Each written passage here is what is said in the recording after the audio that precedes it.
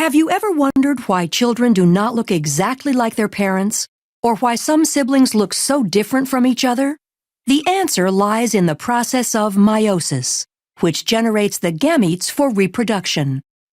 Meiosis is the process by which haploid cells are produced from a diploid cell. For this to occur, the chromosomes must be correctly sorted and distributed in a manner to create genetically unique cells with half the number of chromosomes as the original cell. Meiosis occurs in special cells called germ cells within the gonads of males and females. For the successful reduction in the number of chromosomes to occur in the new haploid daughter cells, 2 rounds of divisions are necessary. These divisions are termed meiosis I and meiosis II. Although the processes of mitosis and meiosis look similar, there are a few major differences. One obvious difference is that mitosis results in 2 diploid daughter cells, and meiosis results in 4 haploid cells. As in mitosis, meiosis begins after a cell has successfully completed the G1, S, and G2 stages of interphase. During the S phase of interphase, the DNA is replicated, producing 2 copies of each chromosome called sister chromatids. The paired centrioles in the cytoplasm duplicate and begin extending microtubules that will form the meiotic spindle. Sister chromatids remain attached at the centromere and condense as the cell enters prophase I of meiosis. Up to this point, the cell looks similar to mitosis, but 2 events occur in meiosis that do not occur in mitosis and lead to genetic diversity. The first event occurs during prophase I, when homologous pairs of sister chromatids lie side by side in a process called synapsis, forming a tetrad or bivalent. The homologous chromosomes share similar but not necessarily identical genes. Once this structure is formed, the second event, called crossing over, can occur. During crossing over, a physical exchange between chromosome segments of non-sister chromatids occurs, increasing genetic diversity. Prophase I concludes with the fragmentation of the nuclear envelope as the duplicated centriole pairs move to opposite poles of the cell. As they move, the centrioles extend spindle fibers forming the meiotic spindle.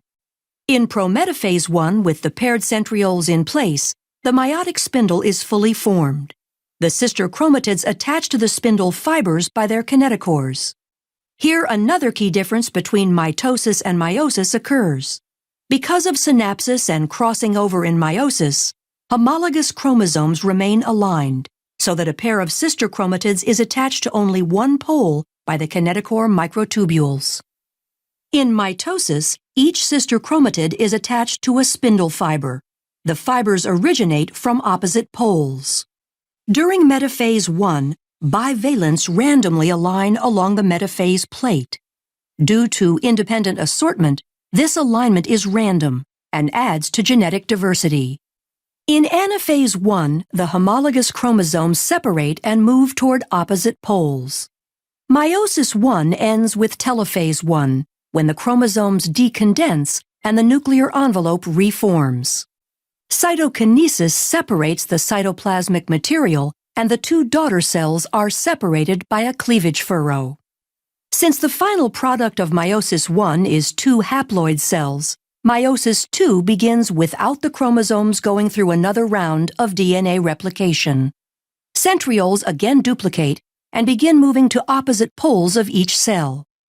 In prophase II, the sister chromatids condense while the spindle starts to form as the nuclear envelope disappears.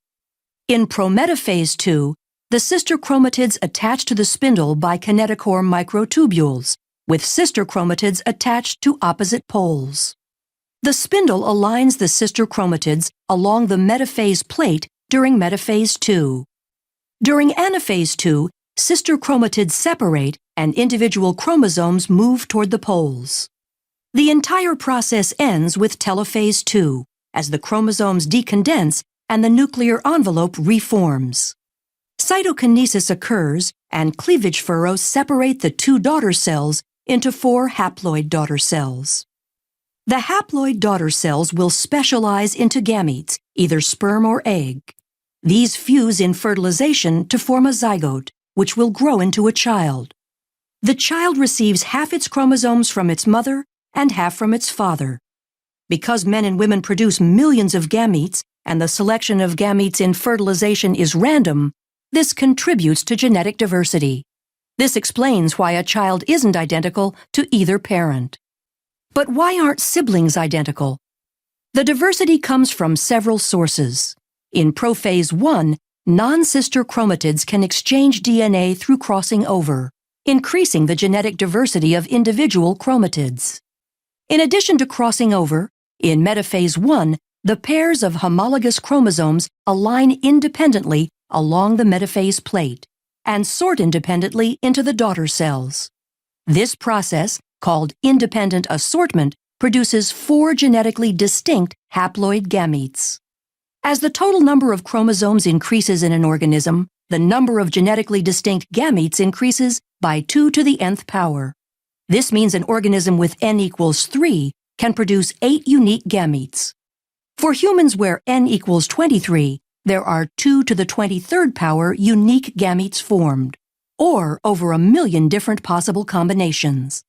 The combination of independent assortment, crossing over, and the random pairing of gametes during sexual reproduction increases genetic diversity and explains why a child will not look exactly like his or her parents or siblings.